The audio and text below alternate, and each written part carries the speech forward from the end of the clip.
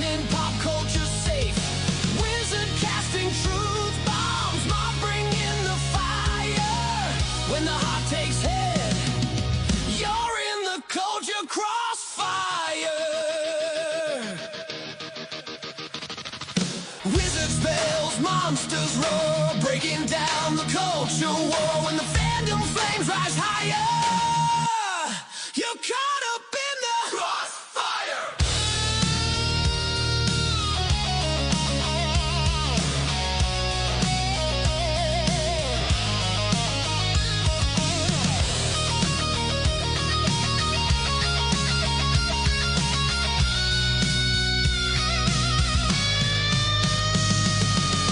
Crossfire climber, caught up in the fandom flame. Crossfire climber, nothing in pop culture safe. Wizard casting truth bombs, mob bring in the fire. When the heart takes hit, you're in the culture crossfire. You're caught up in the crossfire.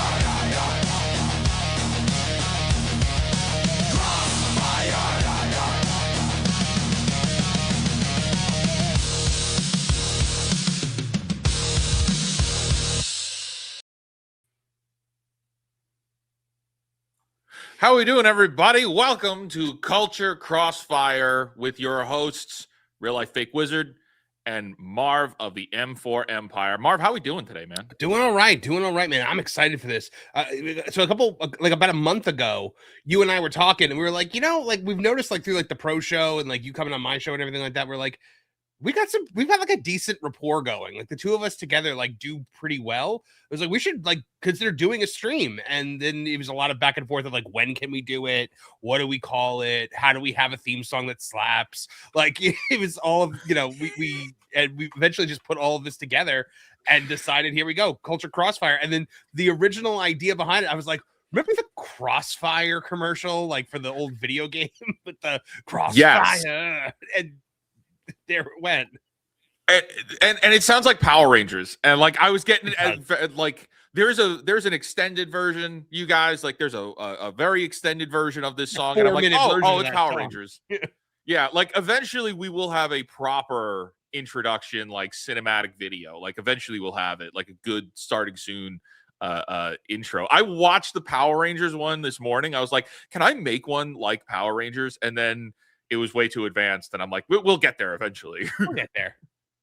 Yeah, but so we have a bunch of topics that we're going to talk about today and get into. But really, this is your show as well. So if there are things that you want us to talk about, we want to see in the comments. I see a lot of people, considering we didn't really announce this very much. We talked about it on our streams for sure, yeah. But there's already over 100 people here already. We just started. This is incredible. I'm excited. Absolutely. So let us know in the comments what you think about what we're talking about and what else you want us to get into, and we would love to get into it. So. And I already see we've got some supers coming in. I see here the M4 Empire gifted 4 or 5 M4 Empire. I read the 4, dyslexic memberships. So shout out to those members. Welcome in. This is kicking off the stream hard here. Yeah, so this is being simulcast on both of our channels, and so every week that's what's going to happen. We're going to go live on the Real Life Fake Wizard channel and the M4 Empire, and then so everything kind of comes into one location that we can see. And then so this week, Wizard is the host, and then next week I will be the host, but it will always be on both channels. So that's kind of how that's going to work. And for those of you that know my channel and my streaming style, I am the #1 most professional streamer. So this is on par with that. Voted most professional streamer. There was only one person that voted. It was me. But yep. That we will get right into some of these things. The first one is a big one. Marvin, I don't know if you've been following this story super duper close. I have. This kind of this upsets me in a lot of ways. And we're gonna talk about, of course, it's the Tencent situation. It's in the title here on the channel, Highguard conspiracy, right? Because I do think that there is a conspiracy part of it. I've been covering this pretty extensively for geeksandgamers.com, so I'm very familiar with this. This is alarming. Yeah. I mean, something that I had said when this game was announced was, who's funding this? Because it looks a little too AAA to be as indie as they told us that it was. And Not even then, like that, not even just that. Was it's also like Jeff Keighley was going way too hard in the paint on this for this to be a small indie studio. Like there had to yeah. have been money coming to him from somewhere involved in this. And then we learned that, of course, the one of the guys on the board of the Game Awards is one of the higher ups at Tencent. So Yeah, that's definitely a big part of it. But I just want to briefly, we're going to go through this article and then like give commentary along the way. But this is coming to us from Steven Totillo at the Game File. Sources: Tencent secretly funded struggling shooter Highguard. Wildlight Entertainment has said for years it was fully funded, but did not share the details. There was no details shared. So Chinese gaming giant Tencent was the undisclosed lead financial backer of Wildlight Entertainment, the studio behind 2026's most tumultuous game launch. Sources familiar with the matter tell GameFile. Neither company has previously discussed the financial relationship, and reps for both did not provide a comment by press time. This is what's interesting here is they were asked about this. The CEO was asked, like, where was the funding for your company? And they said, we're not talking about financials. right.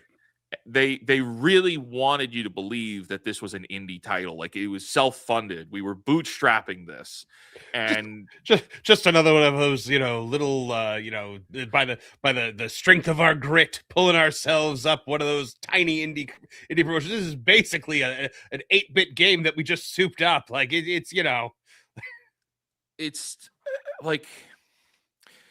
I mean, and we're gonna, like, this story goes into a different direction here about, like, well, why would they want to do that, right? But like, this is concerning on principle, right? Because now here's privately funded companies that turns out are taking corporate backer money and then putting out like, everything about this is concerning. And I think it goes all the way back to there's something metaphysical about this, man. The fact that, like, they announced this at the Game Awards, they had this trailer, and the fact that we had everyone collectively watching this just said no.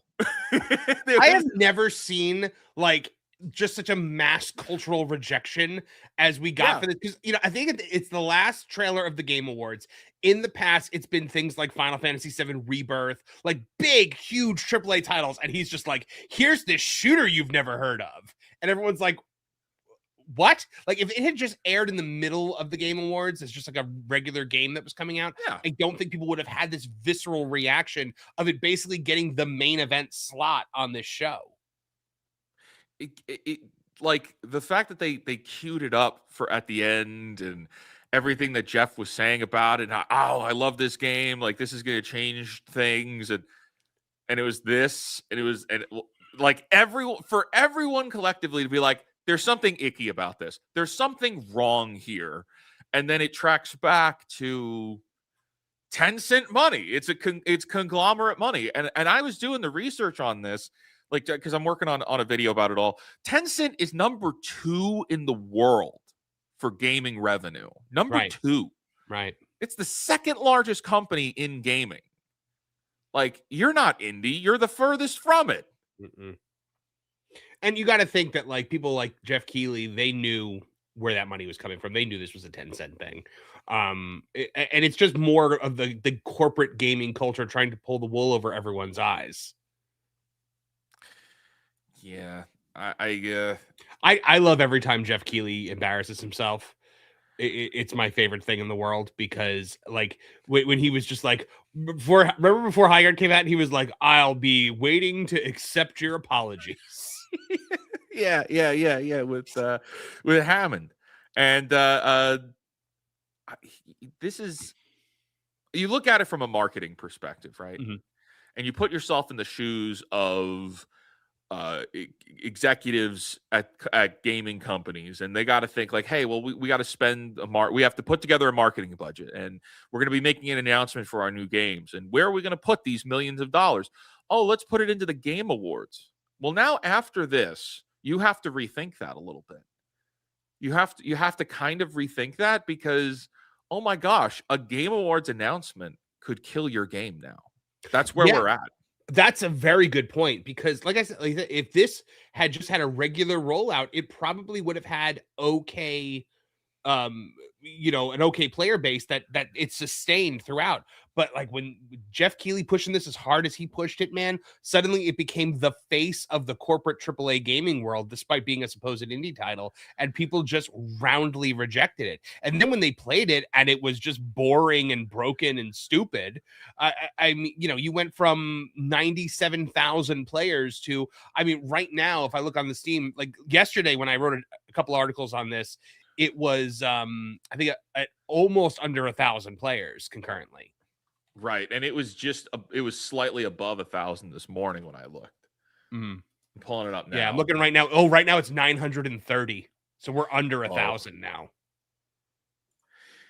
I can't see this. I can't see this game, and this is real time, you guys. Like, this is what it is right now. We're sitting at 930 players. It was over 1,000 a little while ago today, and like, I can't see this staying online. This is too expensive. This is very expensive. Like, keeping these servers up, running these servers, and all of the hosting behind this, it's not cheap. But of those 930 people, how many of them are like bots, right? Because you need people to keep the matchmaking going. But then also, number two, of this 930 people, are these people buying cosmetics? Are these people making purchases in game? Or is this thing just, I mean, obviously it's bleeding money, but do you have any kind of income coming in on this? Mm-hmm. And I think the answer is no. So how long is that 10-cent money gonna be able to keep this afloat? I don't know. Yeah. No, I honestly think that the 10-cent money has already dried up. I think that's why we're starting to see the layoffs that have occurred. Like, they've gutted their entire staff. The website is down. Hold on, is the website still down? Because it was still down as of yesterday. Highguard.com. Yep, still site unavailable. Now, they claimed yesterday that this was because they're downsizing the website, and they're they're building a new website on the back end, and they're going to switch it over. And I'm like, why would you take your website down to do that? That makes no sense. I could give them credit because this is how foolish I am. Perhaps is like I've constantly given them the benefit of the doubt, even though they keep burning me, right? Right. And so when I see all of the YouTubers and all of the content creators calling people out, and you got Josh, the dev who put out that article that everybody talked about, like, I could see some executive saying, take the site down so that they stop finding out who we are and they stop going after our people. Mm-hmm. And then also, like, nuke everything. Everybody needs to stop talking. You're NDA'd, or whatever the case may be. Or I can only imagine that developer that put out that article on Twitter a few days ago, he got a phone call from somebody saying, dude, if you don't take that down and nuke your socials, you're not going to work in this town again.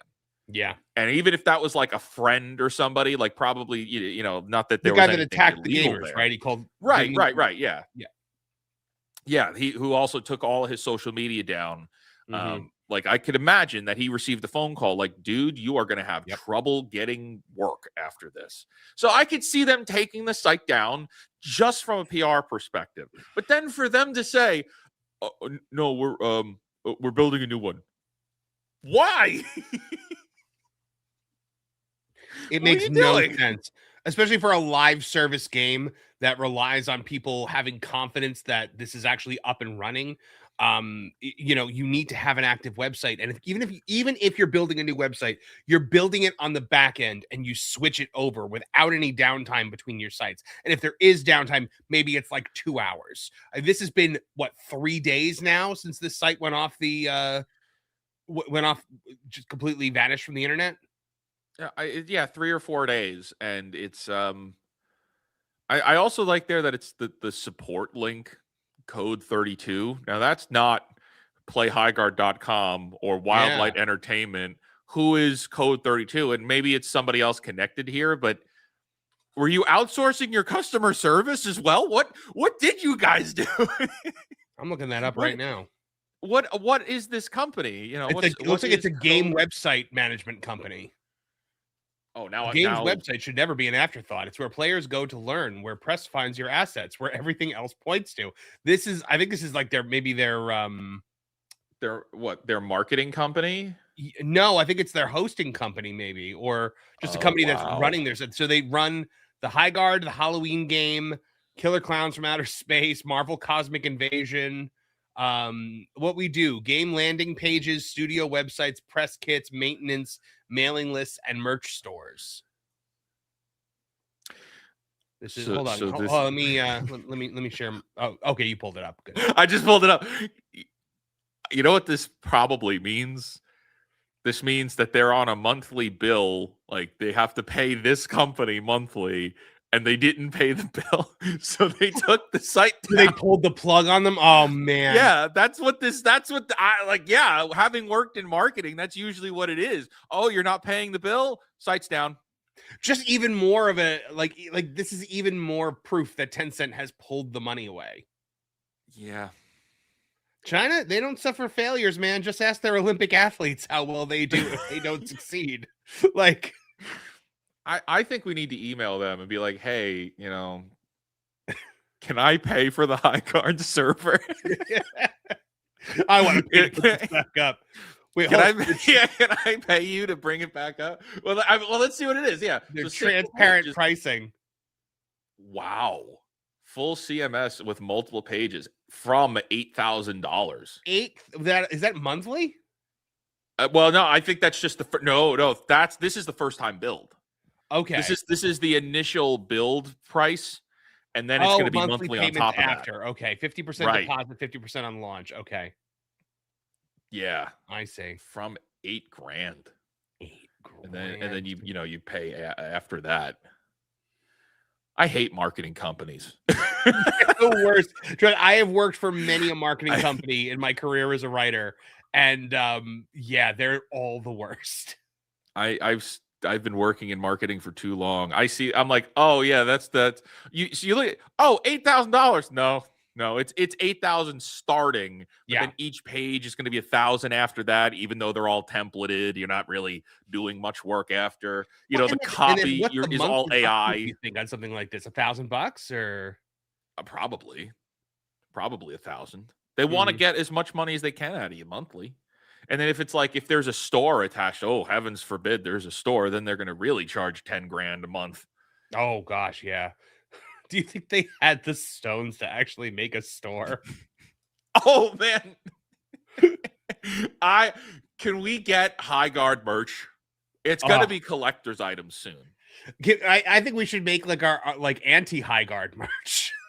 we make a shirt that says Concord 2.0 and just put the Highguard characters on it. It's the second Concord like.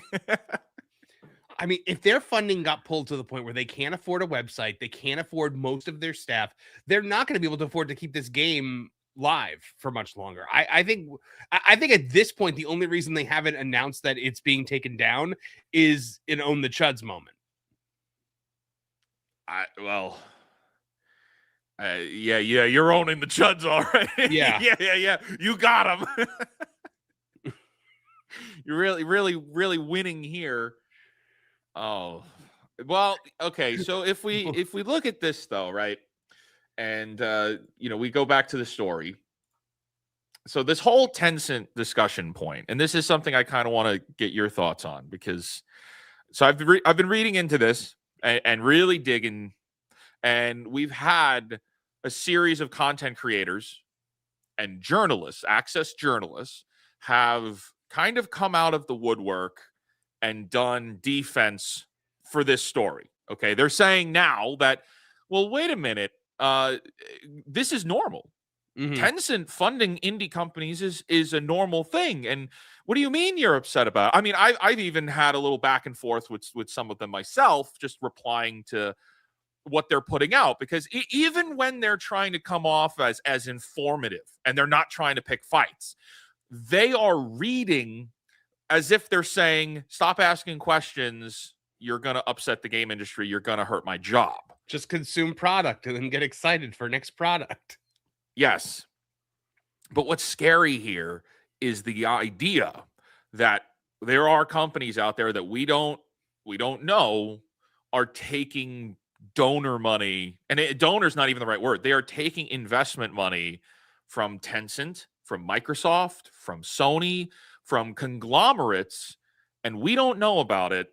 And then they're positioning themselves as indie titles. Yep. I think that's terrifying. That is because blown my mind.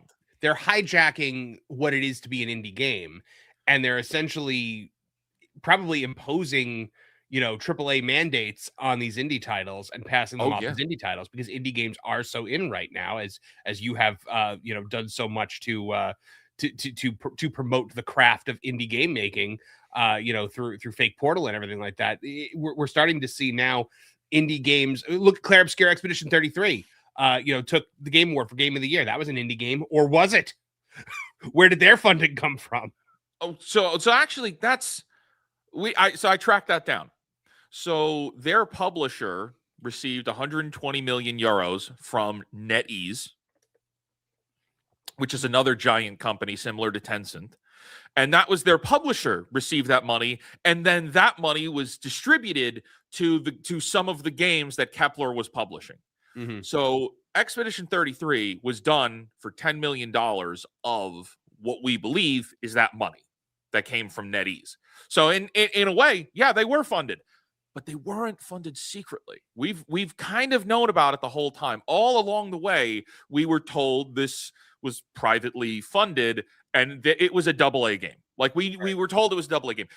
Along the way, the word indie got thrown in there. Funding got thrown in there. Nepotism got thrown in there. It became a mishmash of content creator yellow journalism. But if you track it down, there are sources for Expedition 33.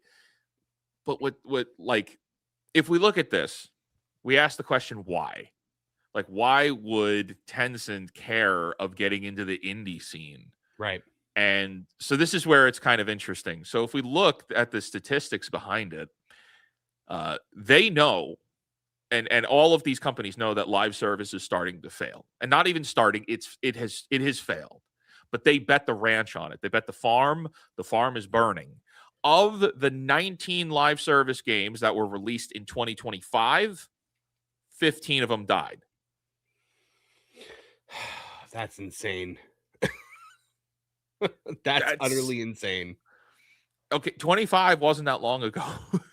I mean, look at when you look at live service games, there's really only a few big names in it right now, right? I mean, Fortnite being the biggest one, and yeah, how much room is there for other ones? That's the question. Like, how are you going to break the mold? Because so many of these games come out and they look like they're cookie cutters. They look exactly like essentially like, oh, we looked at this and we were like, this is another Highguard. This is another Highguard. This is another Concord. This is another Marathon. I don't know. I meant to say. I said Highguard instead. Yeah, no, but they're all some kind of flavor of the same. Just a little different each time. Yeah. Yep. So if live service is failing, well, then we look at like regular games, and the problem is they're afraid to take risks because of games like Veilguard, because of games that have come out and then dramatically underperformed. What's crazy here is like, you could do it, Veilguard right? wasn't a risk; it was cultural arson. Right, but that's they know what doesn't work, and they just insist on continuing to do it. When you get a game like Veilguard, where they're like, "Oh, this is we're delivering what the people want," that's what they think. And it's like, no, you're not even close. You're not even close. You're on paper, you think you know what you're doing, but that's because you've been told by marketing directors that this is what they want. You've been told by the writers that this is what gamers want. You have no idea who gamers are. You just see gamers on a spreadsheet and think that that's it. Mm-hmm. So they're afraid to take risks in that way.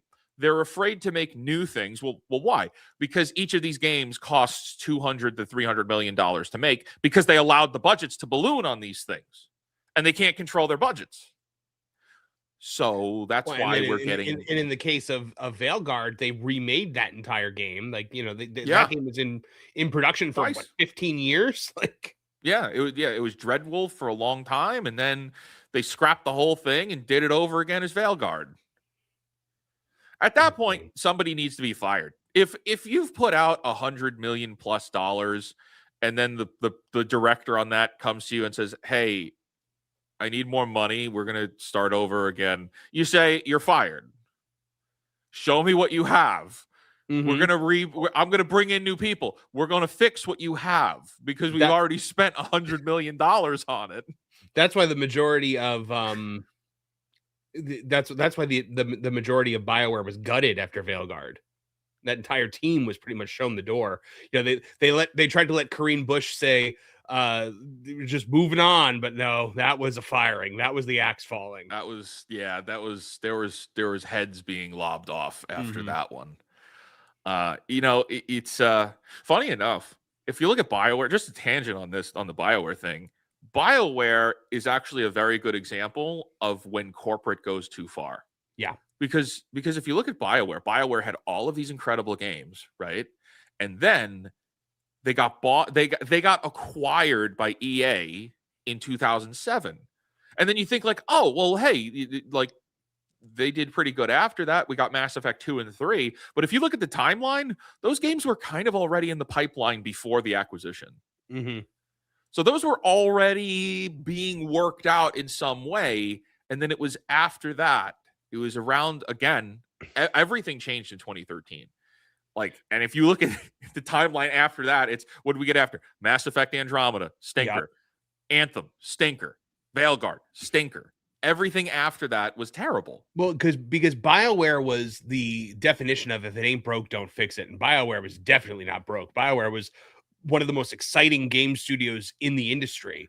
And then along came the worst company in the world, EA, and they started putting their corporate mandates in there, and they started, bringing corporate culture to this studio that had, consistently produced so well, and suddenly wah, wah, falls flat on its face. And this next Mass Effect game, there's no earthly way that it's good. No, I think BioWare is just on borrowed time now. Mhm. But so if we look at all of that, just let's tie to tie this up. If we look at everything that AAA is doing, and we've been calling it, like we have content creators, we've all been calling it, we've all been talking about it, we've been saying AAA is dying, right? Well, it kind of is, but there's still so much money in the pot, and now they don't have the ability to use it. So if we look at even Tencent as an example, live service games don't work. They cost too much money to make, and they fail too easily. Mhm. And then it's too hard to make risks on any other games. It's hard to be experimental with games. It's hard to make sequels or even prequels. Everything is remakes. The fact that Sony is doing a God of War remake, oh really? Please, you got nothing else? We're going back People to were God actually of War? interested in you continuing on from where Ragnarok left off. People were talking about Egypt. People were talking about an Atreus thing, and they were just like, "Let's go remake games that don't need to be remade. Let's take games that people already like and just remake them for a modern audience." That always goes well. Which means that, all right, so let's say that they just went into production, which is how they like kind of framed it. Okay, so it's going to be like at least 5 years. So we're looking at what, 2031 that we actually see this game happen? Well, and so are they going to release them one at a time? Is it going to be God of War? Absolutely. Yeah, and so this is this is 15 years worth of releases. Yes. Yep. It'll be 15 years worth of releases. It's right now we're in 2026. This remake will bridge us to 2040, and then we're going to get remakes of the Ragnarok games. Well, and you know what? It's hysterical also because like they didn't even have us like a piece of concept art to show us. They didn't even have a 10-second sizzle reel of like what the next gen graphics are going to look like for God of War 1. Nothing. But all we know is they brought back the original Kratos actor, which is something that I certainly didn't want. I like what's his face? Guy who Christopher Judge. Yeah, I love Christopher Judge as Kratos, but now we're gonna get Zeus, your son has returned. I'm just like, dude, Christopher Judge is like grounded, beautiful, emotional performance, and we're getting back with Poseidon. Get out of my way. On the contrary, I kind of dug the actual announcement itself. I thought the announcement itself, you bring this guy out, this guy is beaming with charisma. He does. He's having a good time. He played Kratos. Right. Well, that's just he is a charismatic guy. I've met him at a few conventions. He's like a super charismatic guy. Like he's just like that. Also, he was probably intoxicated in some way, but he's having a great time. And he's just like, we're coming back for another one. And I'm like, that's what this guy's got me excited for this game. I know it's going to be like not good for God of War. They're going to change things. They're going to alter things. They're going to make him way less intimidating as he was. They're going to make him way less of a bad guy because he's a bad guy in those first three games. You can't make him less of a bad guy in this. Otherwise, like everything that they say in Ragnarok and Valhalla. Ragnarok and those other games, like why does he feel bad then? If you're going to make him a hero of the people, you can't do that. He's still got to be slaughtering the innocents because that's right. I killed many who were deserving and many who were not. That's exactly what he says to Atreus. Like you have to have that happen. And I don't think they've got the balls to do it. No. And I think we're going to get this game. And I think they are going to have changed so much because they don't have the balls to do what they've done in the past. The sex mini games. No, not even that. It's not even that. It's the violence. The scale of Kratos is just people will be like, hey, Kratos, I helped you. And he'll just like completely throw him off a cliff. Like he's not a nice guy. He's a bad guy. He's not a hero. Kratos was like pure like edgelord angst from from the aughts, which was timely for the early 2000s. Yeah, we were all young and full of piss and vinegar and angry at the world, and Kratos was the way we got that out. Do you think like the millennial writers that we have in working in the entertainment world now, do you think they can handle doing this? I don't think so. No, I don't think so. You think you're gonna get some fat lesbian with blue hair and a septum ring to write OG Kratos? That's not gonna happen. Not a chance. Not a chance. And I don't think Gen Z could do it either. I think people talk about like the mini games and all like, oh, they're gonna pull that out. It's like, of course they're gonna pull that out. Number one, but number two, the reckless abandon that this character has in his viciousness will be removed. And then it's not Kratos anymore. The only thing that you could improve with it in God of War 1 is dropping the hints that he's Zeus's son. Because that was a turn in God of War 2 that came out of nowhere. Where she was like, no son should kill his own father. And he's like, what? Like, gasp. Like you can bake that in from the beginning and kind of have him already be a demigod. So I don't know, man. A new fighting system. Oh no. There's nothing wrong with the old fighting system. This game is going to be like I foresee it being like the Ragnarok games. It's going to be the fighting style of the Norse games, just taken back to the Greek games. I like the combat in that felt very real. Yeah, I personally think that gameplay style from the original games and that doesn't translate to the current gaming modern audience. I don't think it'll carry over. No. Well, we like it.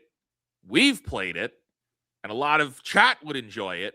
But I think that's the problem is most modern gamers today that they're trying to appeal to don't like that kind of play style. The only thing that I really loved about this announcement was how much it pissed off David Jaffe.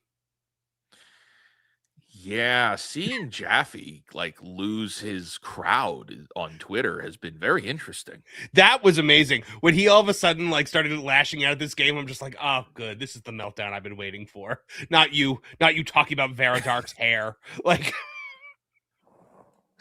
Like, oh wow, they activated Jaffe. They turned Jaffe into a chud. when he got fired on the air for saying what he said about his boss's wife, like It's ugh. it's it's interesting to see how all this plays out, but Yeah. it further goes back to the point I want to deliver on this one. Finishing this Tencent thing, the reason why we're seeing a God of War remake, the reason why there's a Metal Gear Solid remake, and the reason Dragon Quests are getting remakes, and even Kingdom Hearts is allegedly getting a remake. What? Kingdom Hearts 1 is getting an upscale massive remake. Because okay, and here's this is the philosophy. Camera in the original game. Like, this is the philosophy: is Kingdom Hearts doesn't have an on-ramp for new fans, and all the old fans have aged out or given up. You lost a lot of fans with Kingdom Hearts 3, so they're thinking that they're going to remake in the same way that they remade Crisis Core, Kingdom Hearts 1, and that's supposed to drop next year, and then following that is Kingdom Hearts 4. I mean, so because Kingdom Hearts 2, the gameplay in Kingdom Hearts 2 holds up. So if you remade one and updated the battle system and made it a little less clunky, made the camera work better, that might be good. Add more voice acting to it. I mean, I don't know, that could be good, but I don't know. Like that just feels kind of like, oh, I ain't gonna touch that. Well, because they know it's a sure thing. They're willing to take a risk on that, then try something else. Just keep the original voice acting intact, please. Like I don't need like deep voiced Haley Joel Osment trying to be Sora again. Like that version of Sora, young Sora. It's very, even he's like, I don't know how much longer I could do this. It's just he's aging out. It's very funny. Time passes. Oh, did we lose Marv? Did you freeze? No, I'm here. Oh, you look. Am I frozen? No, I think my camera froze. Okay, there it is. It happens. Okay, so we look at this Tencent thing, and the reason that there's all these remakes, the reason live service isn't working, is because they can't afford to take risks anymore. The industry at large is growing risk averse. The RAM crisis is a big problem. They don't know if they're going to be able to ship consoles anymore, and so knowing all of this before us, indie is the only place where we're seeing actual real growth. Now, yeah, like AAA is seeing growth, sure, but it's only seeing growth at 8% compounded annual rate. Mm-hmm. Indies are seeing growth at a 22% growth because that's where quality is, and gamers are just naturally gravitating into buying indie games now. Games could just explode in the indie sphere. They could just explode. Yeah. It can be done by one person, and you get Balatro, which is nuts.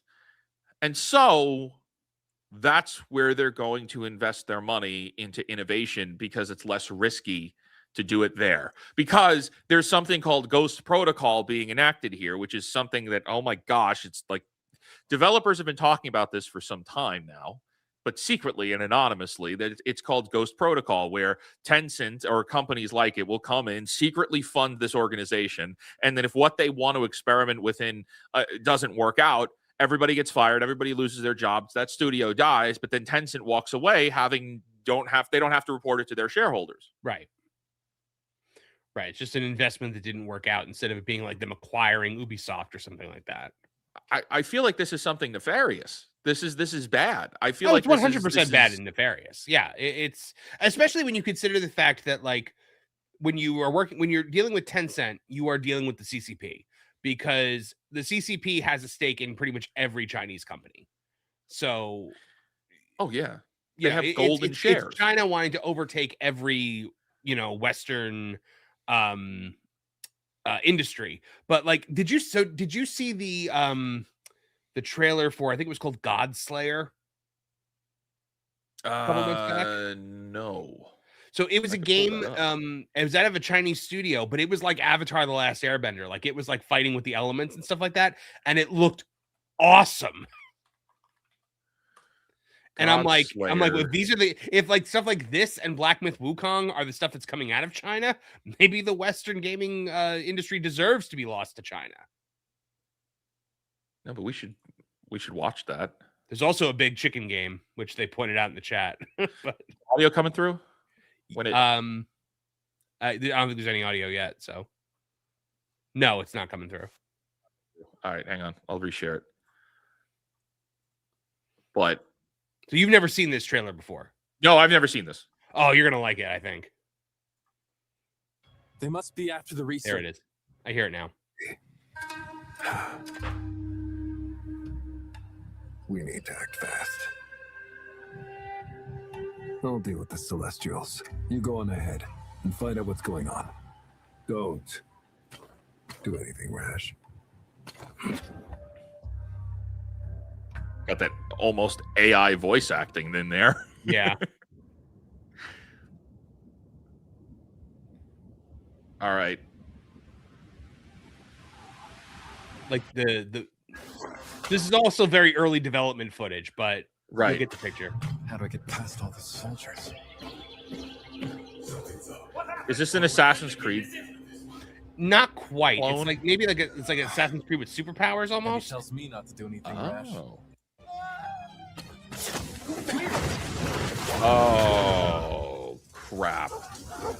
Watch, it gets even better. Whoa, too many. You called it. Avatar. This is just using fire right now, but he's about to use more. Oh, man. Air.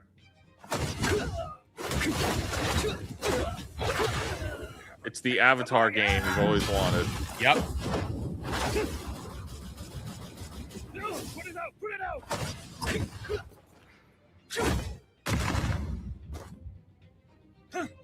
Now it's metal too. You use metal. You can bend metal and wood.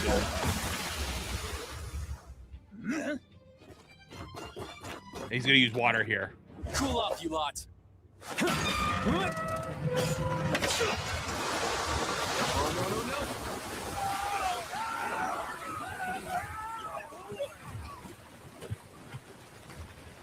Okay, so that water needs some work. Yeah, it's early development footage. So that's why I'm not like super. Wow.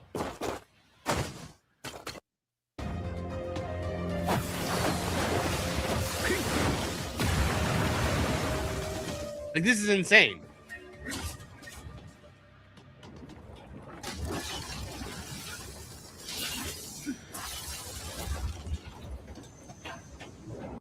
Okay, so if we look at something like this, there's very much that, like, oh man, like China is just gonna keep eating the West's lunch, right? Oh man, Western companies need to start doing better.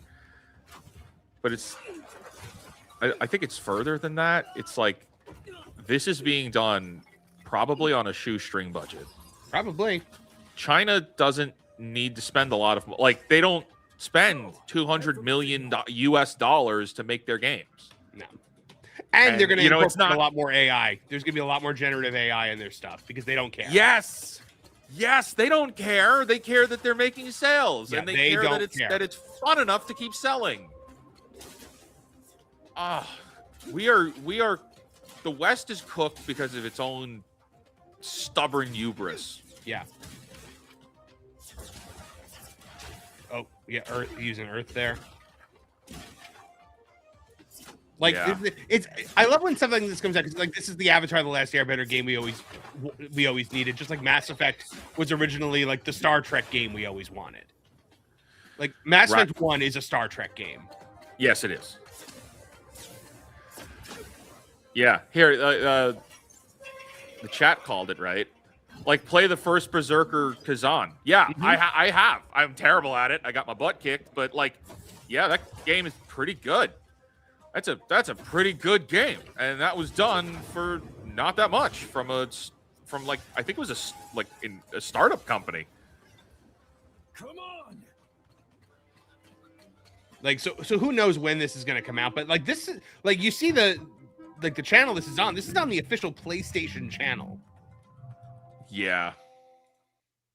Yeah. We've got problems, man.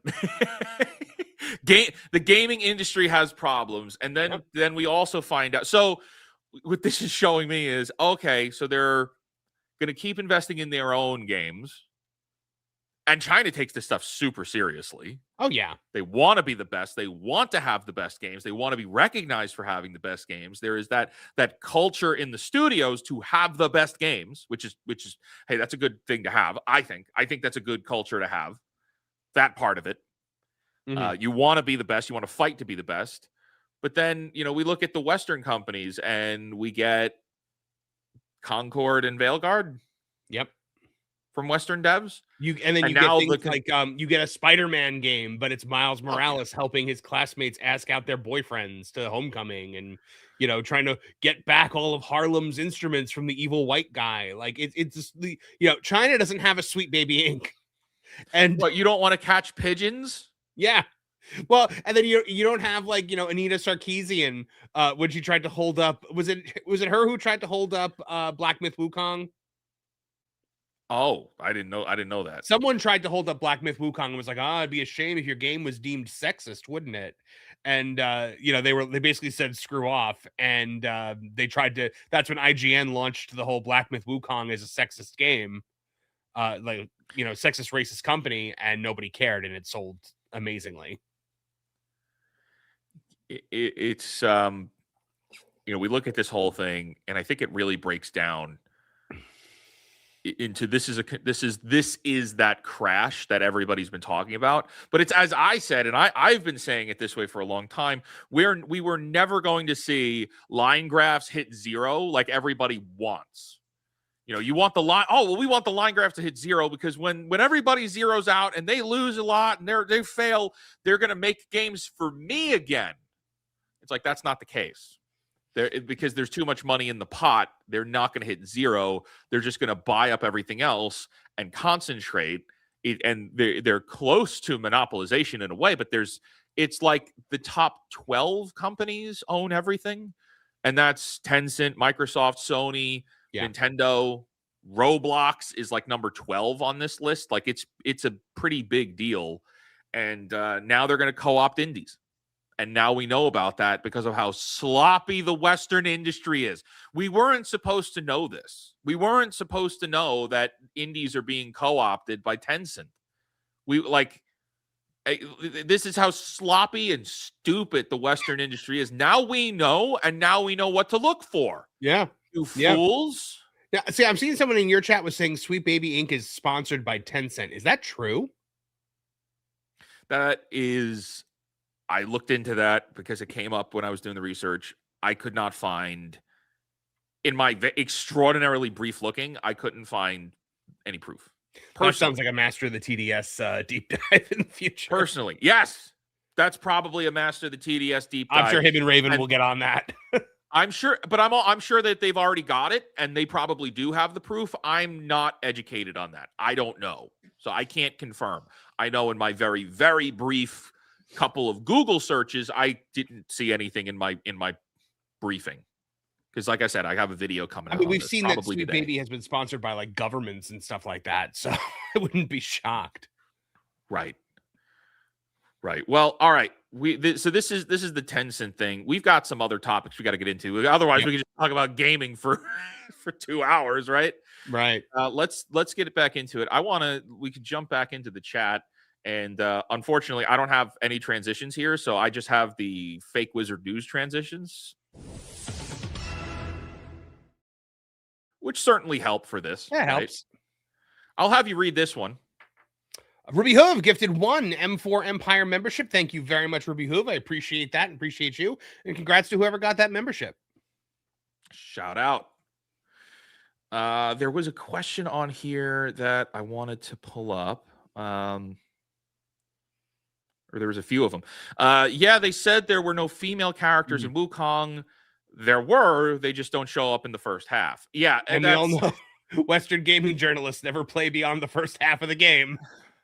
They got to play on journalist mode. Journalist mode. Hammer Biotech says apparently the last WoW expansion has multiple gay centaur side quests. Oh, jeez. That's fun. That's kind of funny. But no, my friends still play WoW. I have not gone back to Warcraft since we found out that they were harassing and assaulting the women in the workplace, and I'll never play a Blizzard game again after that. Personally, that's just finding that out, and then finding out a lot of these people that, you know, years ago, youthful Wizard kind of looked up to a lot of these guys. Finding out that like all that was going on and most of them knew about it, I can't look at the company the same way. Even It's after always the most Microsoft virtue acquired it. signaling companies in the world that are actually doing this horrible stuff. When I found, I was like, oh, I am never paying for Blizzard ever again. Anything done. But no, my friends have said that there is like there's also lesbian undead quests too, and I thought that was pretty fun. And the people telling me happen to be like gay in real life, which is they find it funny as well. So it was pretty funny. Let's see. There is this is what I want to answer. Is the first Berserker Kazan a Dark Souls game or a regular game, though? It is definitely a Souls game, and that's why I got my butt kicked. I'm not good. Do you play those games, Mark? Souls games. I am not good at the Souls games. Oh, I get walloped in those. I can't I don't have the patience for it. But all right, we want to, I think the next, Marv, what do we want to cover next? Do you want to cover the Star Wars angle, or do you want to talk about the AI stuff? I guess let's get into Star Wars a little bit, right? Like, I don't think it'll take us too long. All right. So if we pull, this trailer stinks. There we go. I've watched it once, but I think we're going to watch it now together, and like just to give the commentary along the way. Mm-hmm. So this is The Mandalorian and Grogu official trailer. This movie is coming out in May. Hey. Ooh, remember the Razor Crest? Remember? So already, he looks the same. Grogu looks the same. Razor Crest is back with some paint on it. It's the same exact ship. It's the same exact ship. Why? Well, I mean, we know that the toy sales were like really good for the Razor Crest toys, and then they plummeted after the ship was destroyed.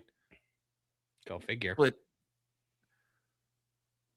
why does everything look the same? This is not good for toy sales. You need different costumes. And why is Grogu still in a potato sack? Mm-hmm. Well, that's the thing that I was saying the other day was everyone that wants Grogu merchandise has it already, and they never put him in different outfits. They've never given him like Mandalorian armor or anything like that. So you're not getting like new versions of Grogu that you could sell on toy shelves. It's like did the 80s and 90s teach you nothing? How many different versions of the Ninja Turtles did we have? We're off to a great start.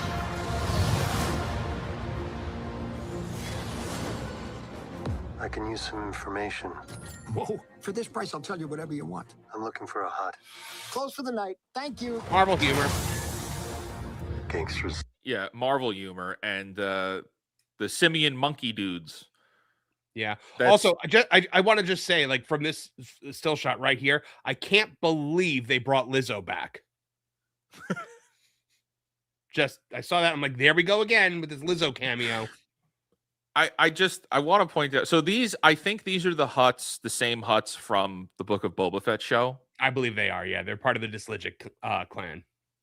And I have a meme saved in my phone as it's in my Twitter response memes, and I've never been able to properly use it. And it's of the huts here, and it's the caption is "Please accept this L," and then it's them looking over to the Rancor from that show, and there's just a giant L over the Rancor. Please accept this L, and I've never been able to use it because no one will understand that. Oh yeah, nobody watched that show. You know, when it was like Jabba's like family was going to be the villains of the Book of Boba Fett, I was like, hey, that's interesting. Boba Fett versus the Hutts, and then it just turned into, nonsense with the Pike Syndicate. With the Pike Syndicate, I kept waiting for like the larger threat to be revealed, and then Yeah. it was never revealed. Worse, it was Cad Bane who was shoehorned in as a bounty hunter that they hired to take out Boba Fett. And then their fight was 10 seconds long.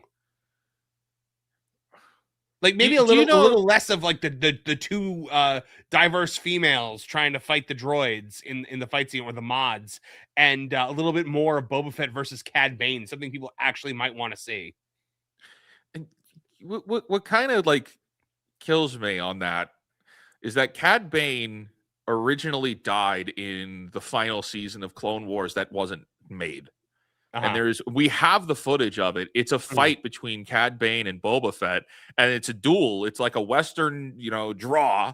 And in that fight, Boba Fett kills Cad Bane, making him that was supposed to be like the passing of the torch of now Boba Fett is the best bounty hunter. He took out the best. He is now the best. And that's how he gets the dent in his helmet, is because he gets shot in by Cad Bane. Yeah, but that also makes no sense now that they've made Beskar indestructible. Because they keep ruining everything. Yeah. Like there's no earthly if Beskar could stop a lightsaber, there's absolutely no reason why the dent in his helmet ever happened with anything. Right. Why do you have a dent? You shouldn't. Now it's a plot hole. War criminals. Long live the Empire. Why? Why is the Empire back? We've already dealt with this for 3 seasons of The Mandalorian. Can't it just be the Hutts? Can't it just be the underworld, the criminal organizations? Can we do something new, for the love of God? Why is it always the Empire? But also, like, clearly we're on a snow planet because these are snow troopers. Yeah. What are we back on Hoth? I'm sure there's only one snow planet in the galaxy. We got to go to a snow planet. We're back on Hoth. Or watch this be Ilum. This could be Ilum, and it's set up that this is Star Killer Base, and maybe this is just Star Killer Base was on Ilum, dude. Yeah, I didn't know that. Star Killer Base is Ilum. That explains why there's so much Kyber, but like that explains how. Well, that's how it was powerful, because the planet's core is like made of Kyber. So they destroyed Ilum. Yes, Ilum is destroyed. Ilum is Star Killer Base. If I had known that they destroyed Ilum, I would have hated that movie even more than I did. Yeah, we didn't find out until years later, though. That's like the Kelvin timeline blowing up Vulcan. Did you play Fallen Order? Yeah. Okay, so when you're on Ilum and you're like, if you're walking in particular, like when you're leaving the planet, there is a point where you see, they're burrowing down in the planet, and you can see what is becoming Star Killer Base in that game. So they were building it. They were building to imply that they were building Star Killer Base in the time where Darth Vader's still around. Star Killer Base is already a major plot hole in and of itself, because it has to consume a star in order to function. And then what happens when that star goes out? But also, I mean, you want to get like on a storytelling perspective, it's childishly stupid to do that. If you look at Star Wars and the Death Star was originally intended to be like a nuclear deterrent of if you get out of line, we'll just vaporize your planet. Right. But it was meant to hold people in control, not like to be the ultimate weapon to keep the galaxy afraid forever, because we'll just vaporize your planet. But like, because you need planets to control the galaxy. Why would you explode 8 planets in one shot, or 7 planets in one shot? It makes no sense now. Like the fact, like, we're just going to start destroying. And then what's left after you've destroyed all of the planets? We've never heard of. And just John Boyega going, it's the Republic. And we're my supposed first question to know? was, did they just blow up Coruscant? Because if they did, I'm walking out of this theater. And that's what they wanted us Coruscant. to think. Yeah, they relocated off of Coruscant because they had to blow up the planet. Yeah. It's so everything about this is not good. We are 30 seconds in. Yeah. We'll take out every bad guy in your deck of cards. Okay, so he's being hired by the rebellion to go. Yeah, it take looks like out Sigourney Imperials. Weaver was the one that he was talking Right. to there.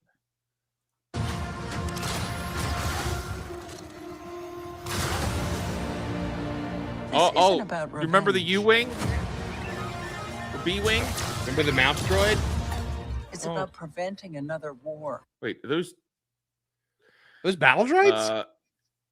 This one has the battle droid head, but it looks like they're scrap droids. Okay. Strap in.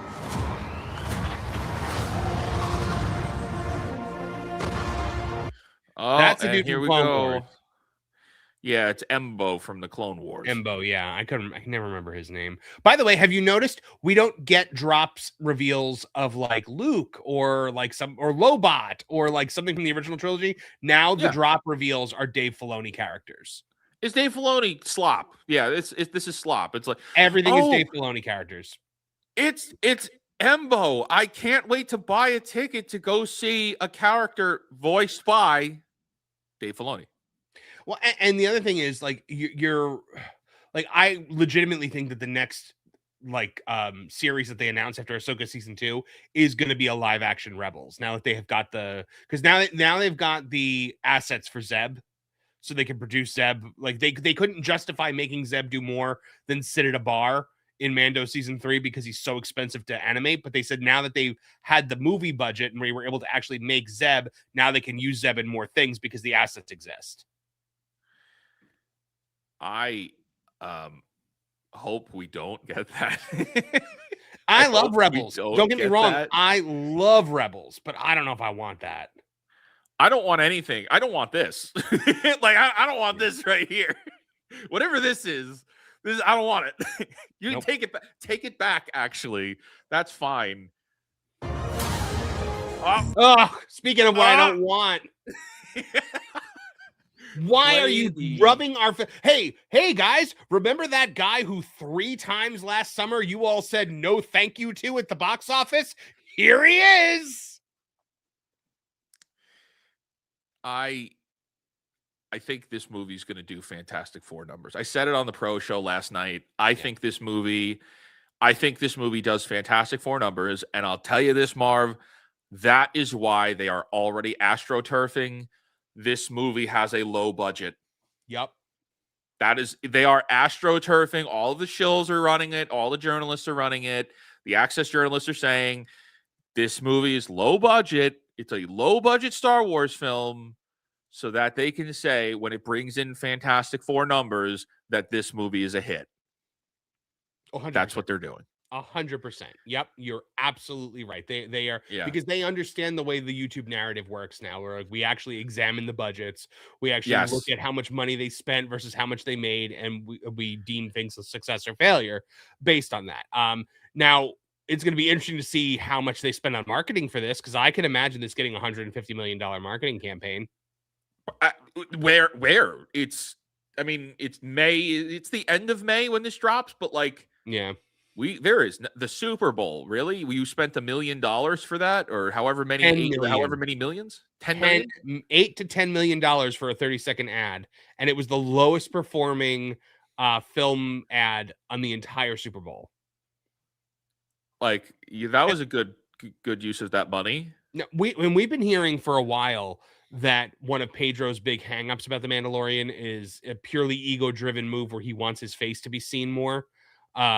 It goes against the entire mythos of the character. Nobody wants to see your face. I like it better when you're wearing the helmet and I can forget that you're Pedro Pascal for a minute. It makes me feel less icky for watching this movie. Wizard, if nobody ever sees his face, why is his facial hair sculpted? If this is a man who no one ever sees his face, why is his facial hair like immaculately done? Yeah. He's got a perfect mustache. A perfectly formed manicured mustache, perfectly formed little goatee, like as if he's going on a hot date tonight. That's funny. That's a very funny thought. That was my first thought when I watched this trailer. Was just like, why is his facial hair like that? You know, I had thought when the we got the first season and he never takes his helmet off, and then by season 2 we start to find out that he's part of the death cult, that they're kind of crazy, and that ties back into Clone Wars, and like these guys are a little crazy. I thought his arc was going to be kind of unifying and getting away from some of that culture. Like unifying the Mandalorians away from that culture, and he was going to take his helmet off because it's Pedro Pascal. We got to see his face. Like, I really thought that was what the arc was going to be. I am very surprised he didn't take his helmet off once in season 3. Did he not at all? No. Oh, well, His one thing helmet they does did not right. come off. Because look, the T visor is the point. The T visor has been the thing that has sold merchandise since The Empire Strikes Back. Yes. Yeah, we don't need you to take the helmet off. Yeah, it's iconic. That's what people want to see. Nobody, look, last summer's box office proved one thing. Nobody wants to see Pedro Pascal in anything ever again. Which is crazy. Like, how to do that much brand damage that quickly. Well, I mean, they overexposed the guy. He was suddenly in everything. They hitched 2 of the biggest franchises on the planet to this dude. He's not a bad actor. He's just so unlikable in real life that they've made him where people don't care. And like, that's crazy. And then it will be his turn. Before going into harm's way, check your armor. They give him a little bit of armor in this It one. lives. They gave him a little like slab. Why does he need to Little wear this plate. slab? Yeah, why does he need to wear this plate? Isn't he wearing like mithril? Yeah, he's supposed to be wearing that mithril underneath his potato sack. Yeah. Like, He should have been in an entirely new outfit in this. He should have been in an entirely new outfit. This is the most of a difference that they're going to sell. Like, he's got a potato sack and this plate. And some people will buy it. Most people. Centuries beyond me. I won't always be around to protect him. Are you Oh, scared? there's Stinky the Hut. I like the idea of an action sequence with a hut, by the way. Well, I'm okay with that. It feels like Glup Shido now. Like, it doesn't feel the way it should feel.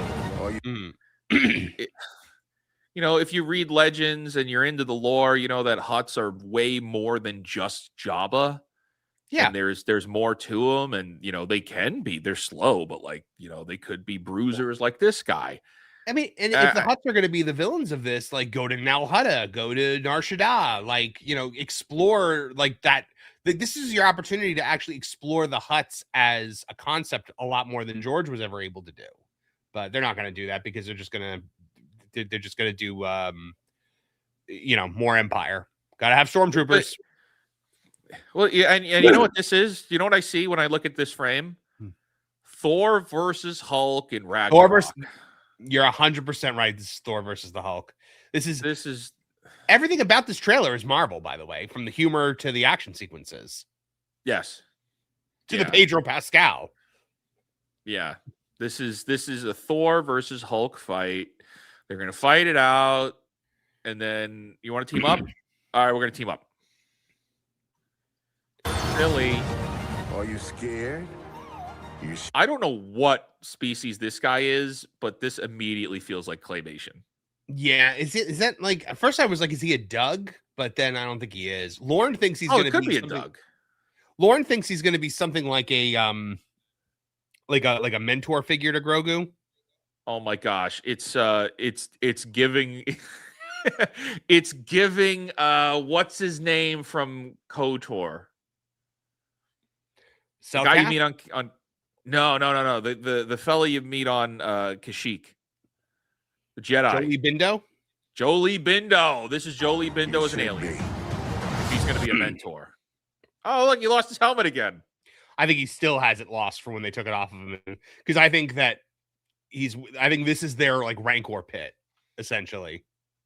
Oh, Oh, we're doing the Rancor pit again. Oh, but this time we got a dragon snake. Look at it. Doesn't it look like the Rancor pit? Yeah, I did. Okay. That's funny. Yeah, they drop him in the Rancor pit. I like the design of that snake. That's pretty neat. That is a terrifying creature. But so far,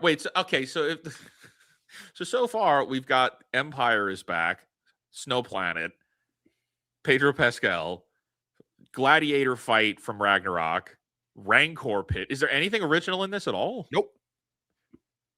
We are looping. We're spiraling around the toilet as it's being flushed. And member berries for Dave Filoni. Remember Stinky the Hut? Remember I forget his name now. Even what's his face? You just Embo with the hat. Yeah. Remember Embo? No, I don't. Remember Zeb?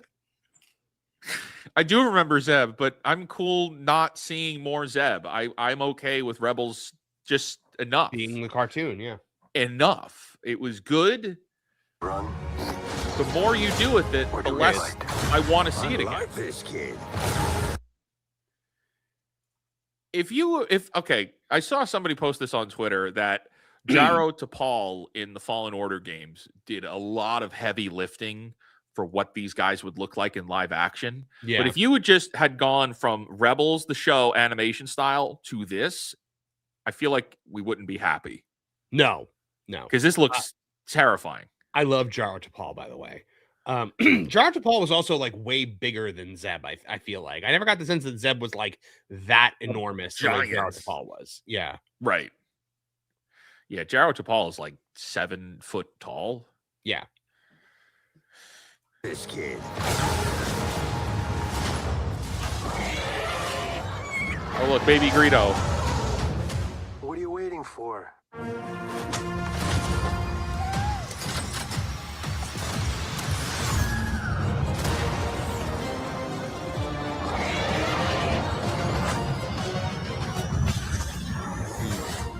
Now this is pod racing. Okay. You know what I just realized? This is the official trailer. Yeah. We don't know what the story is. Not a clue. Not a clue what the story is. So we have an official trailer number 1, and they didn't tell us anything about the plot other than this is the 3-episode Disney special. It's 3 episodes of what would have been Mandalorian turned into a movie and shipped. This is Atlantis 2, Milo's Lost Empire. This is 101 Dalmatians 2. It's Disney animation direct to DVD. Return of Jafar. Return of Jafar was pretty good. Yeah, Return of Jafar was good. I never scratch that. But it's Lady and the Tramp 2. It's Cinderella Atlantis 3. 2. Cinderella 3. Yeah. Now the stepsisters have the fairy godmother's wand. Yeah. 100. Yeah, right here. 101 Dalmatians 2. The Barkening. If you had also told me that this was a trailer for Mandalorian season 4, I would have believed you. Like, nothing about this screams theatrical production to me. It just looks like the TV show. Right. It's shot on the volume, like all of that. Look at this background. Doesn't that look great? Doesn't this look exciting? This volume blurry background back here. Isn't this great? Look at this. We love these backgrounds. Ugh. Doesn't that look nice? Back on Tatooine. Back on Tatooine. All right. So I know a lot of people have been talking about, we look at the likes to dislikes. Clearly the likes are up, but yeah, what does this mean, Marvin? Because you're more proficient in this than I am. We've got 3 of the biggest YouTube channels here posted this. Mm-hmm. And then if we look at the views here, I can't make it out. Oh, it's under 10 million. Sorry, I should have zoomed it in. Interesting. It's under 10 million views. This was posted 2 days ago. This is a Star Wars movie. What does this mean? It means nobody cares about Star Wars anymore. It means no one likes Star Wars. No one wants to hear about Star Wars. No one wants to see Star Wars. And again, it's Star Wars without Darth Vader, without Luke Skywalker, without Han Solo, without Chewbacca. And we have learned that those things are Star Wars. And I know that they think that, like, it's a galaxy. We could tell so many stories. What people want to see is the people from the original trilogy. That's what people want to see. Period. End. What was the last thing that Star Wars fans were even a little bit excited about? The last thing Star Wars fans? Oh, that's a great question. What was it? Was Luke Skywalker at the end of Mandalorian season 2. Oh, 6 years ago. Yeah. It was everybody freaking. That was the last time there was ever a moment of fandom joy. Was when Luke Skywalker showed up and beat up all those Dark Troopers. And ever since then, it's been like worse than The Last Jedi ever since then. Because even then, like, it was, yeah, all right, we had Rise of Skywalker, but you know, there was that little bit of hope of like, oh man, maybe they're gonna fix this. Like maybe they're gonna explain it away like they did with Clone Wars. Like they're gonna try to make things make sense. But so since then, we got a Book of Boba Fett, which undoes how Mando 2 ended. Completely, you know, completely undoes it, and then undoes it, and destroys the coolest character in Star Wars history. We get Boba Fett is now a joke. Nerfs the him. Supporting cast around him is a joke. Everything about that is terrible. Then after that, we get Obi-Wan Kenobi, which does a lot of damage to Obi-Wan Kenobi and Vader. It has one good fight scene, and other than that, it is a waste of time. Which one would you say is the good fight scene? I like the Obi-Wan Vader fight scene. I like the strategy behind it. At the end? Yeah.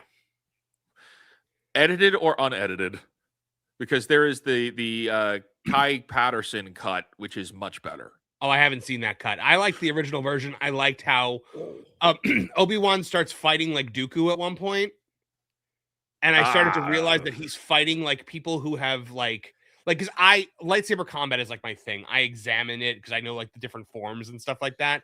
And so he starts switching forms to throw Anakin off his game. And at one point starts fighting like Dooku.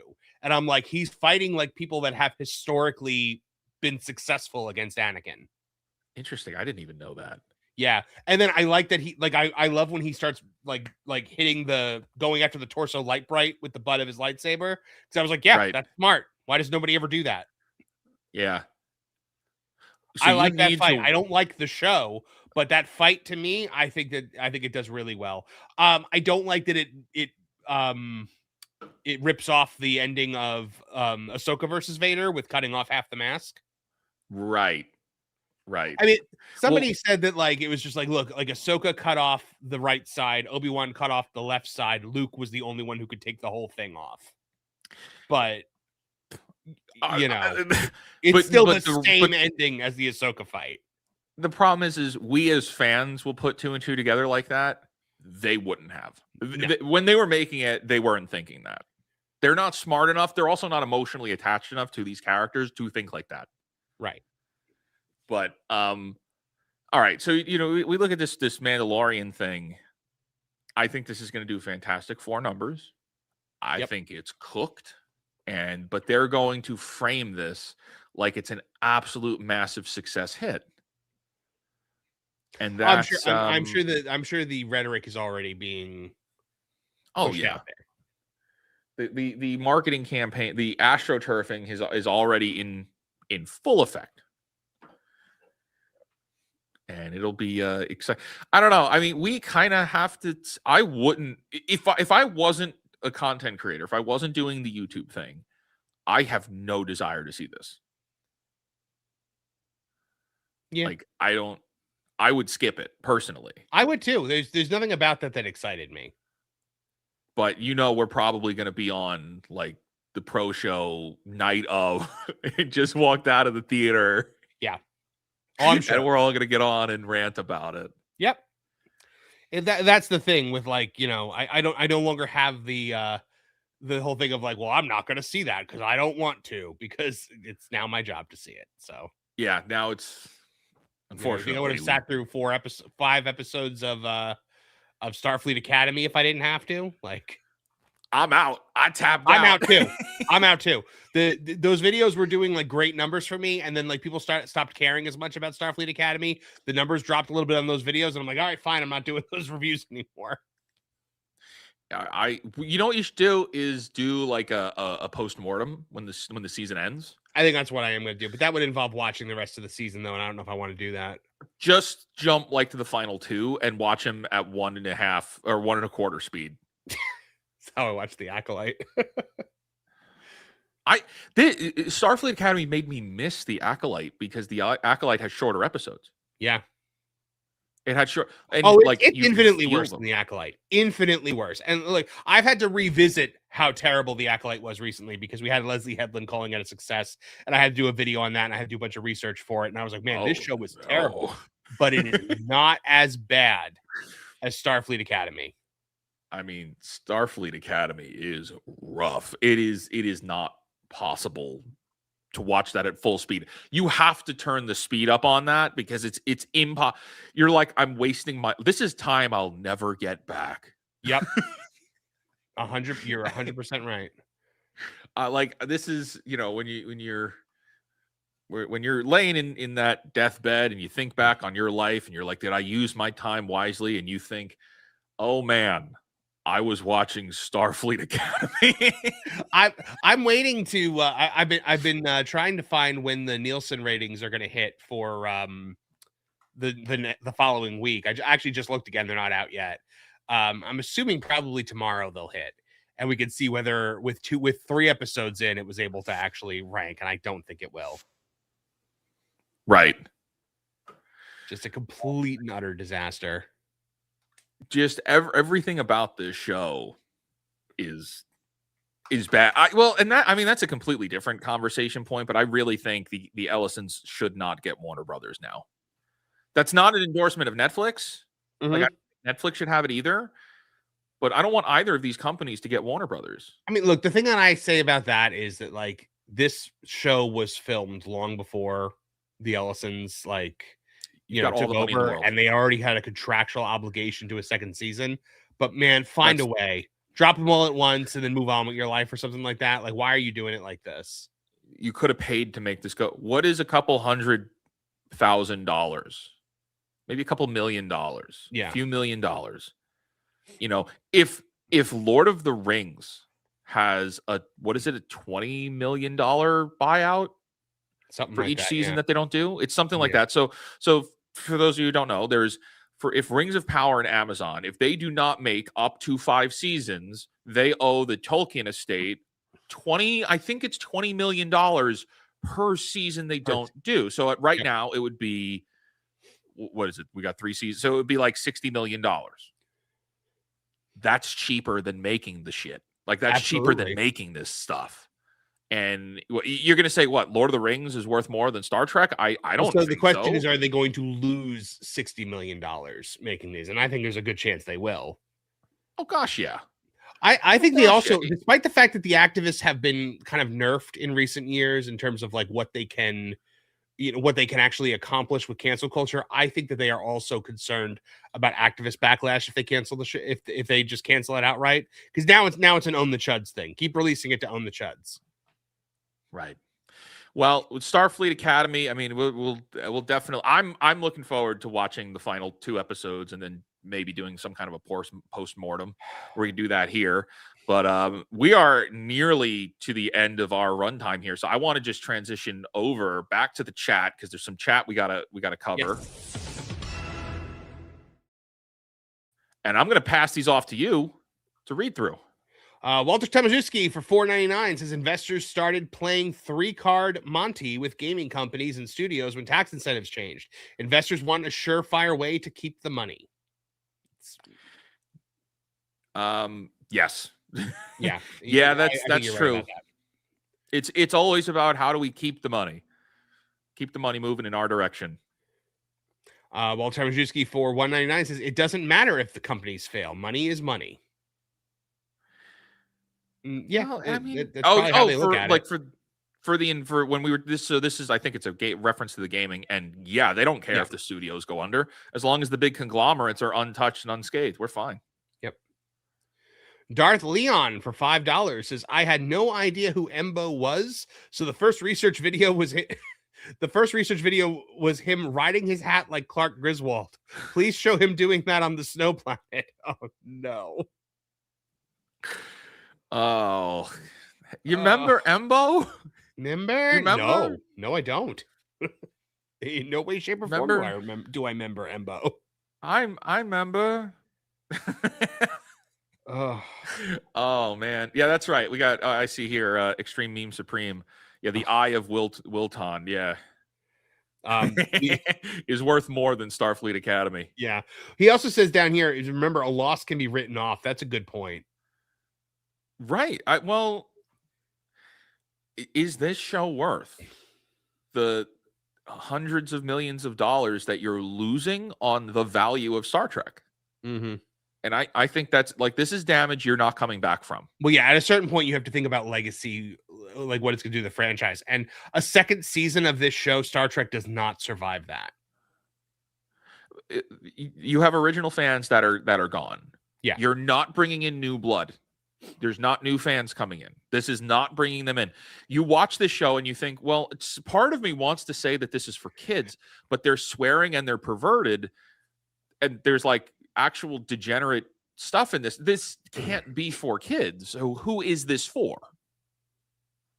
Yeah. Because you'd think that this was an on-ramp to bring new fans in. But if you watch it, you're like, no, it's not. They talk about things as if you watched all the other shows and you know it. So I don't know. What a mess. They definitely think everyone watching this watched Discovery. That was obvious from the first 4 episodes. Well, I didn't. I stuck Discovery out way longer than I should have, and we got to the point where they went ahead into the future by 1,000 years or whatever, 700 years.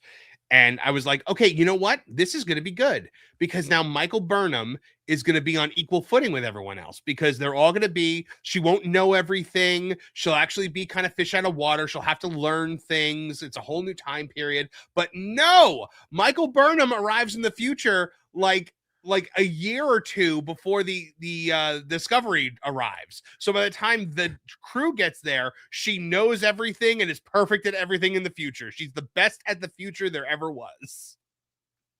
There's everything about this is painful. It's just everything about this, Marv, is painful. I don't like it. Please. The only thing that could make Starfleet Academy worse would be if they brought in Michael Burnham.